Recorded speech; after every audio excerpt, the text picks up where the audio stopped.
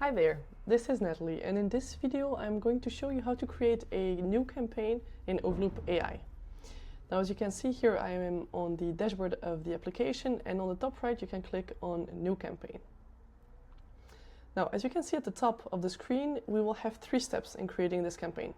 First, we will simply configure the main settings. Then we will have a look at the sequence. We will propose a template, and you'll also have the flexibility to play around with it as desired. And finally, we will also decide which audience, which prospects we want to target within this campaign. Now, starting off here, we can choose the type of campaign we want to do. Email only, LinkedIn only, or a multi-channel campaign with email and LinkedIn, which is the example I will be taking today. Secondly, in the configuration, you will also be able of choosing which sender you want. Now, in this account, I am the only one, so it will be me. On the left side, you can see that I connected more than one email address, which is a best practice in outreach because it is such a numbers game, right? The conversions are low, so you really want to try and have a large volume to maximize the conversions. Moving on to the second step, the sequence. Here what you see is the chronological order of the campaign sequence. Each card represents one step. For instance, here we see that we will start by sending an AI email to a prospect, then we will visit their LinkedIn profile, we will wait 3 days, send a connection request, etc., etc. Now, by clicking on the card, you get quite some options on the side to customize this in a way that fits your tone of voice. First of all, you'll see that you have some options to write a subject line, so the subject line style that AI will use. You are also free to write your own subject line if that is what you desire, right? So you could do Overloop, and then you can use a variable on the right side, for instance, your organization name, right? So you can make it dynamic if you still want to write your own subject line. You'll see that we also have some email structures that you can choose from. These are essentially storytelling frameworks, all right? So this is all ways to give you more flexibility on how you want AI to write. Once you've done this, you can click on Preview Message Sample, and the tool will actually give you an example of a message that could be written. Hi Vincenzo, we just take a random prospect, in this case the CEO of Overloop, and it will give you the example message.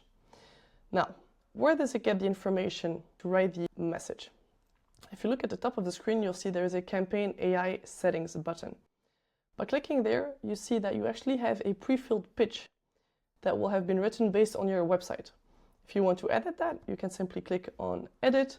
You can type in your own website. Here, overloop.com was actually correct, and you can draft a new pitch.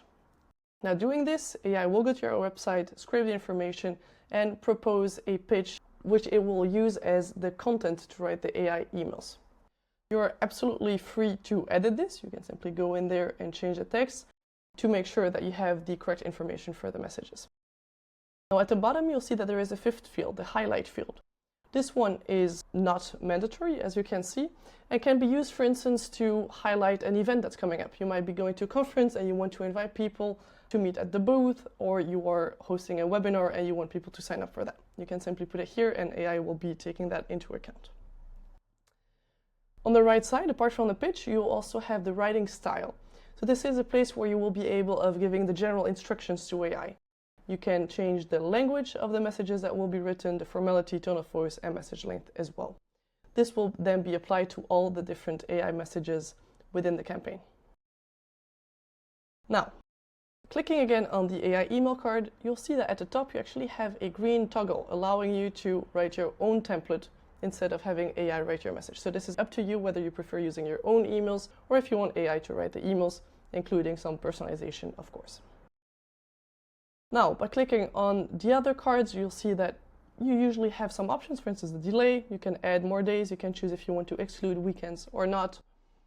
The next card here, the connection request, you'll see that you are actually also able of adding some variables, adding a little message with it, and this will then be sent out with the LinkedIn connection request.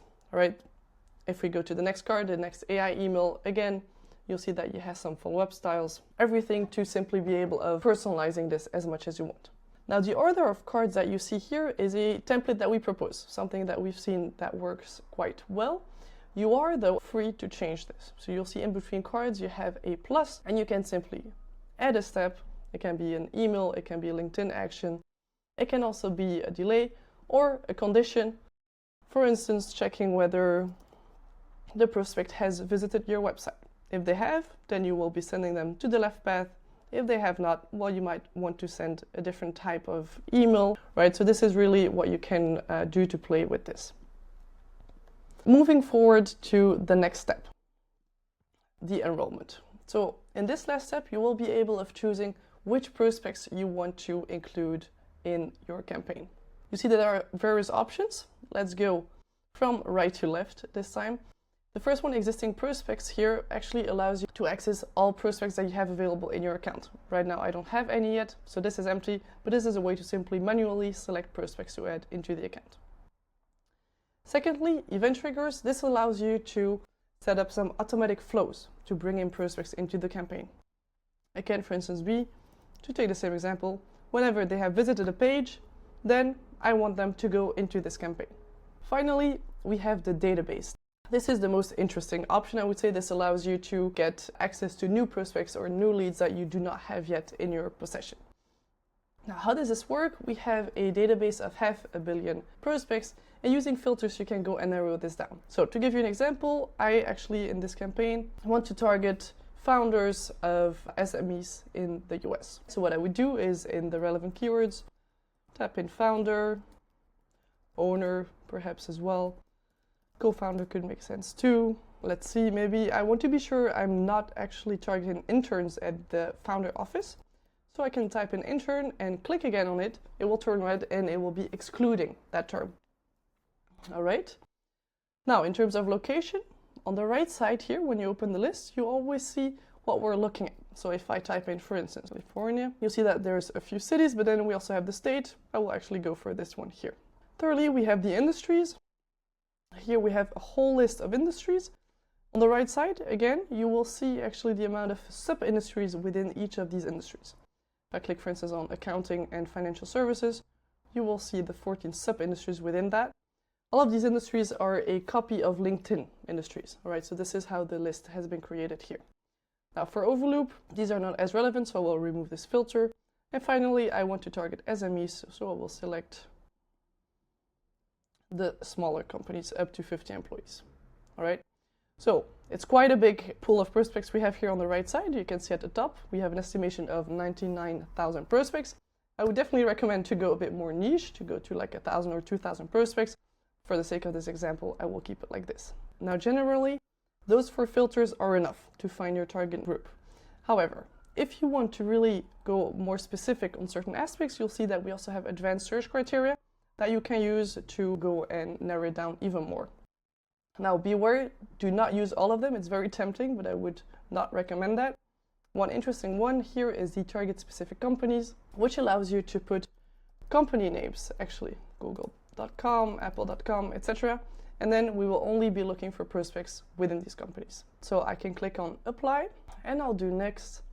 And there we go. I can simply name this campaign, SME owners, California, and I'll go and activate my campaign. And there you go. Your campaign is now running.